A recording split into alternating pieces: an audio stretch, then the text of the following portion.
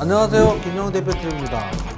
오늘부터 2021년 하반기 100% 이상 상승할 가능성이 큰 종목 위주로 시리즈로 영상을 올릴 예정입니다.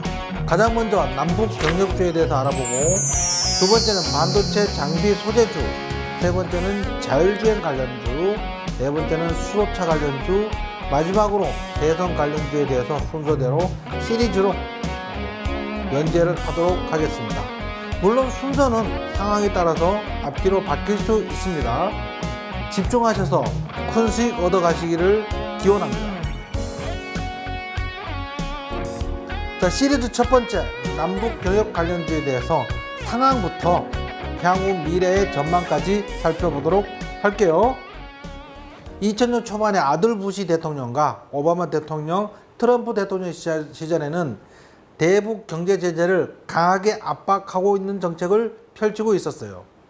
아들 부시 대통령은 이란이 어느 날 갑자기 원유 대금 수출을 달러뿐만 아니라 엔화, 위안화로도 받겠다고 하니 그 즉시 이란은 악의 축이라고 선언하면서 이란에 대해서 강경한 경제제재 조치를 취하기 시작했어요. 그러던 것이 바이든 행정부가 들어서면서 곰곰이 고민에 빠졌습니다. 지금까지 대이란, 대북한에 대해서 강력한 경제 제재 조치를 압박했음에도 불구하고 변한 게 없다는 거예요. 이란 체제도 그대로 유지되고 있고 북한 체제도 그대로 유지되고 있는데, 심지어 북한은 핵무기를 적게는 40개에서 많게는 60개까지 보유하고 있다고 하니 이란이나 북한에 대해서 경제 제재 조치에 대해서 변화가 필요하게 됐다는 것을 인식하기 시작했어요. 따라서 바이든 행정부는 전략을 수정해서 북한과 이란을 대화 파트너로 인정하려는 움직임이 일고 있어요. 북한에 대해서 핵무기를 일거에 없애고 경제 제재를 일거에 풀어주는 원샷 원킬을 포기하고 점진적으로 핵 감축을 추진하는 움직임이 포착되고 있어요. 그럼 지금부터 과거 역사적으로 대북한에 대한 조치가 어떻게 변화해 왔는지에 대해서 먼저 살펴보도록 할게요.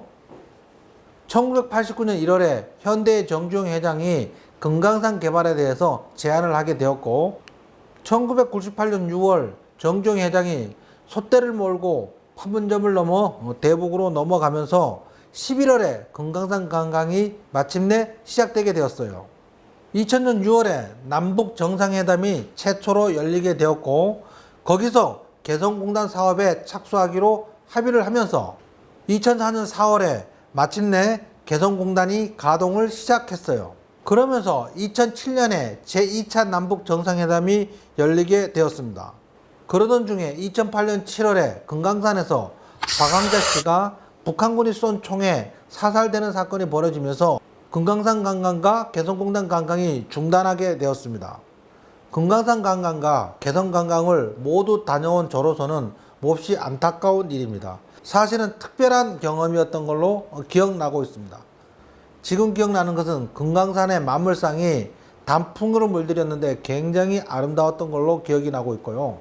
개성에 갔을 때는 박연폭포에서 서경덕과 항진이의 러브스토리도 이야기가 됐었고, 손주교의 정몽주도 인상 깊었습니다. 그러다가 2013년에 개성공단에서 전원 철수하면서 지금까지 이어져 오고 있습니다. 자, 그러면 남북경협주가 다시 시동을 걸고 상승할 수 있을지 자세히 알아보도록 하겠습니다. 최근 북한 소식통에 의하면 북한은 북미 관계에 관련해서 한국 정부의 역할을 기대한다고 하는데, 이거는 왠지 그냥 우리의 김치국물 마시는 듯 하고요. 현재 북한은 식량 부족이라든지 코로나 확산 등으로 매우 어려운 지경으로 판단되고 있습니다. 제2의 고난의 행군이 시작되고 있는 것으로 판단되고 있는데, 김정일과 달리 김정은은 이것을 순순히 인정하고 있습니다.